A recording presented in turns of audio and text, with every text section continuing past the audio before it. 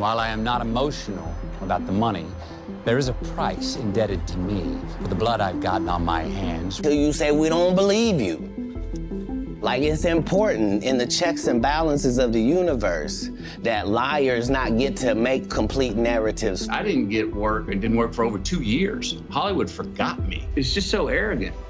And in some ways hypocritical to me. Katt Williams just exposed the shocking truth behind why Matthew McConaughey got blacklisted by Hollywood. And it's deeper than bad movies or fading fame. Because they tell you that there's no keepers, but we keep seeing the same people open the gate. From turning down $14 million rom-com roles to calling out Hollywood's dark secrets in plain sight, McConaughey may have committed the ultimate sin, refusing to be controlled. But I said no. And I think that was the one, that was probably what was seen as the most rebellious move in Hollywood by me, because it really sent the signal, he ain't bluffing. According to Katt, this wasn't a slump. It was a silent takedown, a blacklist. So how did one of the biggest stars in the world end up pushed to the sidelines? Let's find out. To understand why Matthew McConaughey might have found himself quietly pushed to the edges of Hollywood, you first have to understand where he comes from and what shaped him. Born in Uvalde, Texas in 1969, McConaughey didn't grow up in a picture-perfect home. He wasn't a child actor groomed for stardom or someone raised in the Hollywood spotlight. He was a regular Texas kid with a front-row seat to the complicated dynamics of a passionate but volatile household. McConaughey has never sugarcoated the truth about his upbringing. His parents were fiery, intense, and sometimes violent. They divorced twice and married each other 3 times. He's admitted that while he never doubted their love, an outsider might have seen the way they fought and wondered if it was abuse. That environment taught him early on how to recognize power struggles,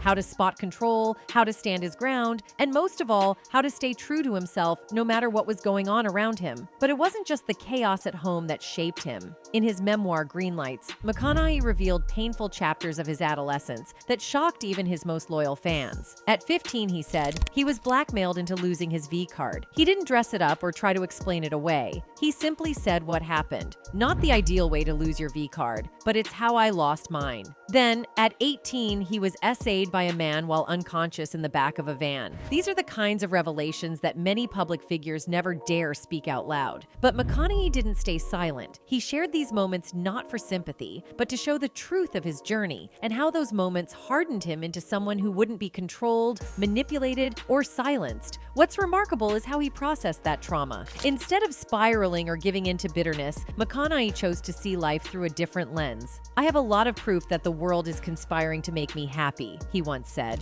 That quote has been widely shared, often without context, but the meaning behind it is deeper than it sounds. It reflects a man who refuses to let his past define him, someone who insists on finding purpose in pain, and who doesn't let darkness decide his future. That mindset, strong-willed, self-reliant, and unwilling to conform, would eventually put him at odds with the Hollywood system. Because in an industry built on power dynamics, favors, and silent obedience, a man who won't play by the rules becomes a threat. McConaughey's rebellious streak wasn't just about choosing offbeat roles or moving to Austin instead of LA. It was rooted in a lifetime of refusing to let anyone dictate who he should be. And that attitude was exactly what would put him on a collision course with Hollywood's power brokers years later. Matthew McConaughey didn't stroll into Hollywood with a family name or connections to open doors for him. He had to claw his way in, often taking odd jobs just to survive while chasing an uncertain dream. His early life in Texas gave him grit, but the Hollywood game was a whole different beast. Before his first big break, McConaughey tried just about anything. He even considered hand modeling after an agent told him he had great hands, if only he'd stop biting his nails. To pay the bills, he worked as a dishwasher, a golf course attendant, and eventually landed a job at a place called Catfish Station, a blues bar in Austin. He was the only white guy on staff, serving food and drinks in a space filled with soul, sweat, and Southern grit. The experience stuck with him, not just because of the hard work, but because it taught him early on how to stand in unfamiliar spaces and adapt without losing his identity. When acting opportunities finally started coming his way, McConaughey didn't get to pick and choose. Like most actors, he took what he could get. But once Dazed and Confused dropped in 1993, everything changed. His few minutes as the smooth-talking David Wooderson made a permanent mark. All right, all right, all right. That all right line wasn't even scripted. It was improvised, and it instantly became part of pop culture. Still, even with that momentum, Hollywood didn't roll out a red carpet. Instead, it tried to typecast him. Studios saw him as the easygoing heartthrob, perfect for romantic comedies. And McConaughey played along. For a while, films like The Wedding Planner, How to Lose a Guy in 10 Days, and Failure to Launch made him a household name. The roles were light, funny, and profitable, but they also boxed him in. He became that rom-com guy, and the industry started seeing him as nothing more than a good-looking star with a killer smile and a tan. For many actors, that kind of fame would have been enough. The money was flowing. The public adored him, and he was living the dream, literally. As he once said, those rom-coms were paying for the house on the beach where I was shirtless. But behind the charm and success, McConaughey was restless. He knew he could do more. He didn't just want to be liked. He wanted to be respected. And that's where things got complicated. When he began turning down offers, millions of dollars, for more romantic comedies, people in Hollywood started raising eyebrows. Why walk away from something so lucrative? Why risk everything just to change lanes? The truth is, McConaughey didn't want to be defined by the roles others chose for him. He wanted to act on his own terms. And that hunger for reinvention, that refusal to play it safe, it didn't sit well with the Hollywood machine. Because in an industry that thrives on predictability and control, McConaughey's unpredictability was seen as a threat. And that desire for artistic growth, that's where his problems with Hollywood really began. In the early 2000s, Matthew McConaughey made a bold move. He said no, not just to one film or one director, but to an entire genre that had turned him into a household name. Romantic comedies had made him millions and made him famous, but they also put him in a box he was desperate to break out of. And I was the rom-com dude, man. Yep. That was my lane, and I liked that lane. That lane paid well, and it was working. Yep. But the lane was, I was so strong in that lane that anything outside of that lane, dramas and stuff that I wanted to do, we're like, no, McConaughey. Hollywood said, no, you should stay there. Tired of playing the same charming, shirtless love interest over and over, McConaughey made a radical choice. He walked away. For 20 months, he turned down every romantic comedy script that came his way. One of those offers was worth a staggering $14.5 million, and he still said no. That kind of decision in Hollywood is almost unheard of. Most actors dream of that kind of money, but McConaughey wasn't chasing paychecks. He was chasing growth. So since I couldn't do what I wanted to do, I stopped doing what I was doing. And I moved down to the ranch in Texas, and I went down there and talked to made a pact with my wife and said, I'm not going back to work unless I get offered roles I want to do. And it worked, at least at first. When McConaughey came back, it wasn't in rom-coms. It was in gritty, serious films like Mud and Killer Joe, but it was his role in Dallas Buyers Club that really changed the game. McConaughey lost nearly 50 pounds to play a desperate AIDS patient, a performance that earned him the Academy Award for Best Actor. He had officially reinvented himself, not as a movie star, but as a serious actor. He followed it with True Detective, a haunting HBO series that showed just how far he could stretch emotionally and intellectually on screen. In the span of just a few years, McConaughey went from the guy who got the girl to the guy who stunned audiences and critics with raw, unforgettable performances. When those offers came, I was salivating, man, and I just bid on and went back to back to back and worked as much as I could and loved it and felt every bit of it. But not everyone in Hollywood was cheering him on. For an industry that thrives on predictability and control, McConaughey's rebellion was unsettling. He'd proved that he couldn't be molded or managed. He didn't just change the script, he rewrote it. And that kind of independence, it doesn't sit well with the power players behind the scenes. His success wasn't just inspiring, it was threatening. And in Hollywood, that can come with consequences. Now, you'd think that winning an Oscar would open doors, not close them. But for Matthew McConaughey, his greatest triumph might have been the beginning of his biggest challenge. After his Oscar win, something strange started happening to McConaughey's career. The quality of projects being offered to him began to decline dramatically. Instead of the prestige films that had defined his renaissance, he was being offered movies that seemed almost designed to fail. Take 2016, for example. It was a brutal year for McConaughey. His movie Free State of Jones bombed so hard it didn't even earn back half its production budget. Then there was The Sea of Trees, which was actually booed by audiences at the Cannes Film Festival. What about you, Arthur? My article? Yeah. It's a fantastic article. Have you read it, Joe?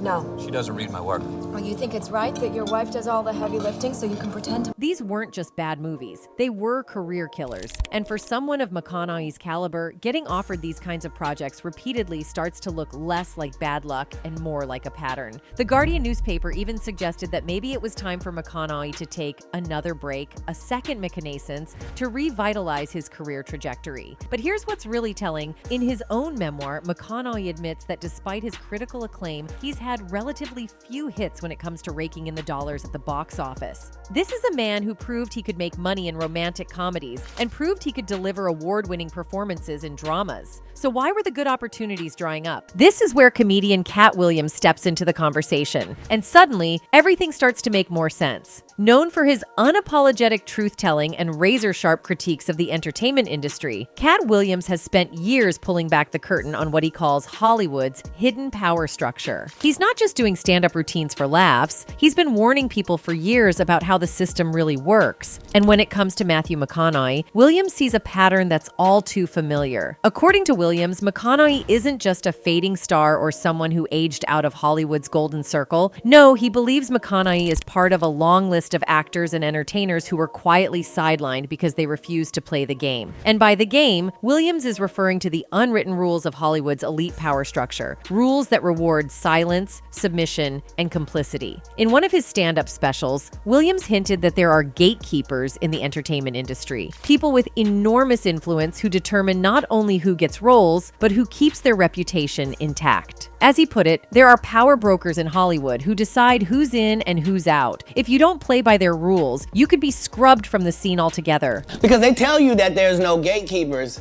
but we keep seeing the same people open the gate. Didn't Kevin open the gate and let Tiffany in? Ain't he now opening it up for...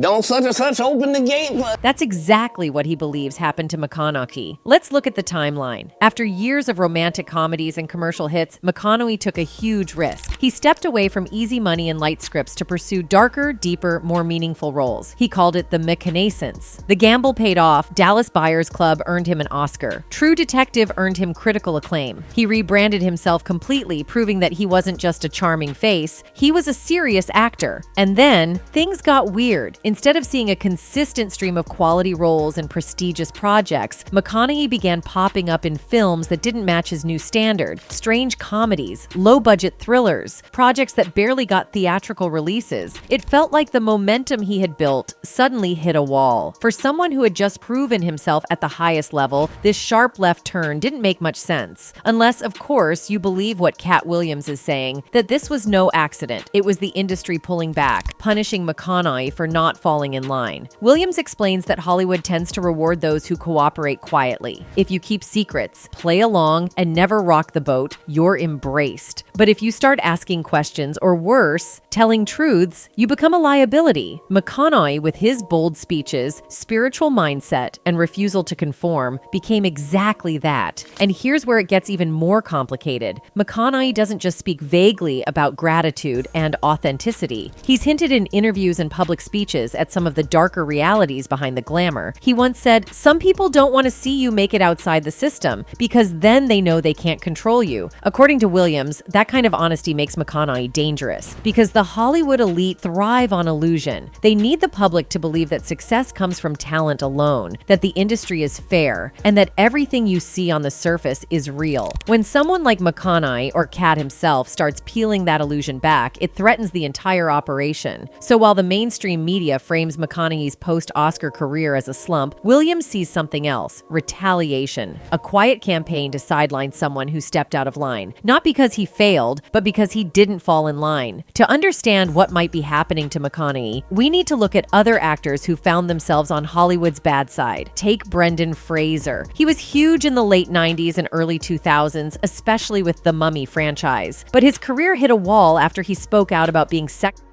by Philip Burke, the former president of the Hollywood Foreign Press Association. In a GQ story published in February 2018, a 49-year-old Fraser opened up for the first time about alleged harassment that changed the course of his personal and professional life and further isolated him from the Hollywood scene. The actor claims he was mortified after being groped at a luncheon in 2003 by Philip Burke. The unfortunate experience left Fraser feeling ostracized. "I felt like someone had thrown invisible paint on me," he said, adding, "It made me feel reclusive. In my mind, at least, something had been taken away from me." Though he didn't go public with the accusation, Fraser did notify the HFPA, which he believes may have contributed to his career downturn. "I don't know if this curried disfavor with the group, with the HFPA," he said, "but the silence was deafening." Burke told GQ that Fraser's version of the incident was a total fabrication. He reportedly sent the actor an apology letter but admitted no wrongdoing, adding that Fraser's career declined through no fault of ours. Fraser disagreed. "The phone does stop ringing in your career, and you start asking yourself why. There's many reasons, but was this one of them? I think it was," he said. Not long after the stunning admissions he made in the aforementioned GQ interview, Fraser told EE News that he was ready to move on. Asked whether the revealing interview was cathartic, Fraser said, "No, I just spoke my truth. A lot can happen, and it's important to unburden yourself with the things you just don't need anymore," the Crash star said while speaking to E at FX's annual All-Star Party. "I can go forward now, and I feel good that I was inspired by others with courage, and I was able to speak what I needed to say, and it's a new time." After speaking out about the alleged groping, Fraser seemed ready to turn the page. But then the HFPA conducted a private investigation and asked him to sign off on a joint statement that cleared Burke of wrongdoing and framed the whole incident as a joke and not a S-advance, according to GQ. Fraser declined. "I don't get the joke," he told the mag. He requested the full report from the investigation rather than the summary he was provided. The HFPA would not give Fraser the full report, which prompted even more skepticism from the actor. Now, he not only wants Burke to step down, but he also wants to help dismantle what he calls the unwritten system that kept him and so many other victims of assault and harassment quiet in the interest of powerful entities. "I want to end this episode, this chapter, in my own life and career and move on, just as I'm hopeful that others will be able to in years to come," Fraser said. In a statement to GQ, the HFPA once again condemned the encounter between Burke and Fraser as inappropriate, but reiterated the findings of its investigation. Then there's Rose McGowan, who was systematically blacklisted after speaking out against Harvey Weinstein. "I was blacklisted after I was essayed," she revealed, "because I said something.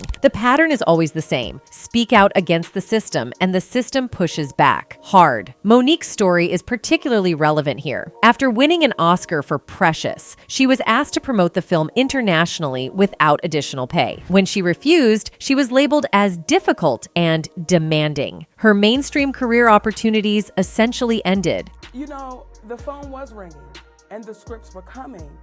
And when people say, "Monique, where have you been?" It's not that I haven't been on TV or been in the movies because I've been blackballed, as Mr. Daniels has said. The offers just didn't make sense, Dawn. So what exactly did Matthew McConaughey do that might have landed him in Hollywood's crosshairs? It's not just about the roles he took or refused. It's deeper than career moves. What really made McConaughey stand out and possibly made him a threat to the system was his philosophy. McConaughey isn't just known for being a laid-back Texan with a winning smile. Over the years, he's evolved into a kind of spiritual figure in pop culture, a man who speaks openly about personal values, the power of introspection, and living life with purpose. His Oscar acceptance speech, university lectures, and viral interviews are filled with recurring themes: gratitude, authenticity, resilience, and purpose over profit. To the average listener, these sound like inspiring life lessons. But in the world of Hollywood, where everything is designed to maintain image, control, and hierarchy, those messages are quietly rebellious. McConaughey has said, "We need to make sure our ambitions aren't just about us." He urges people to focus on the journey, not the destination, to prioritize character over career, to stay grounded in who they are, not what others expect them to be. And that's where the problem begins, because Hollywood runs on expectations.